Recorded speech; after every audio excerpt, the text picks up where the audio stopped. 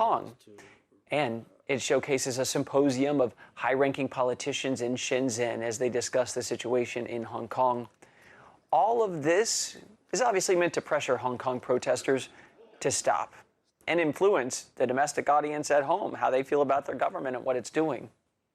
Let's talk about military pressure. Beijing is displaying it right now, open, nakedly to the world, specifically to Hong Kong. As these protests were raging today, I talked with Olivia Enos, who frequently travels to China for her work. She's a senior policy analyst at the Asian Studies Center at the Heritage Foundation.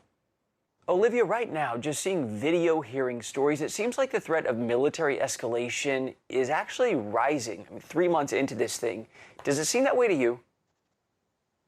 Definitely. Over the last couple of days, over the past week or so, you've seen actually, forces on the Chinese-Hong Kong border doing actual test operations on what it would look like to tamp down and to quash those protests. And so I think that at the very least, we should read this as a warning shot from China saying, hey, we're watching these protests.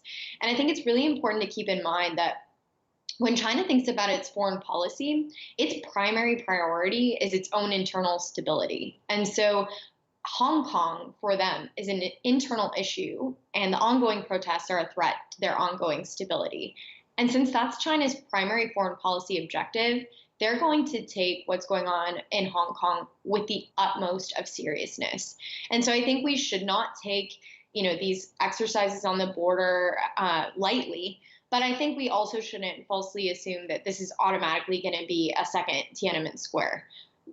All the while still considering that a second Tiananmen Square is possible. These large military displays that we're seeing in Shenzhen right now, I see that, and it seems like on a schoolyard, and there's a bigger kid just walking around doing this, and your name is on that fist if you do something that he doesn't like. Is that what China's up to now? I mean, I think they want to send a really clear signal to Hong Kong protesters. They don't like unrest, particularly not in their autonomous regions. We've seen how China has treated other autonomous regions. For example, we've watched over the past year and a half what's taking place in Xinjiang. There's between 1 million and 3 million people in political re-education facilities today simply because they're Muslim. And they are going through all the efforts that they possibly can to tamp down on that population. And the funny thing about what's going on in Xinjiang is that it's actually copied and pasted from what China has done before in Tibet. And so there's, looking at this, Hong Kongers have a right to be very, very nervous. They're another autonomous region, another one where even though they have the one country, two systems model, China could interfere, could intervene.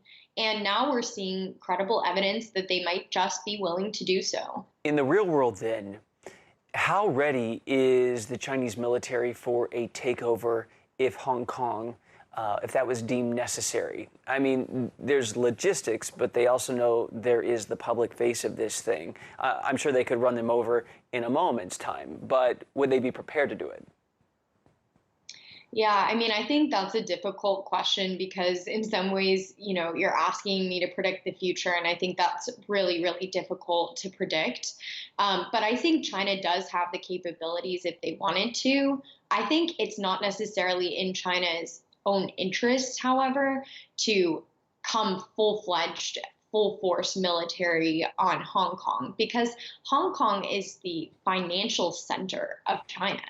It's where the majority of financial resources are coming from. People from all over the globe come to do business in Hong Kong. And so I think that it's not in China's long-term interest, meaning Beijing's interest, to have a real tamp down in Hong Kong because they continue to want it to be a flourishing center of economic activity.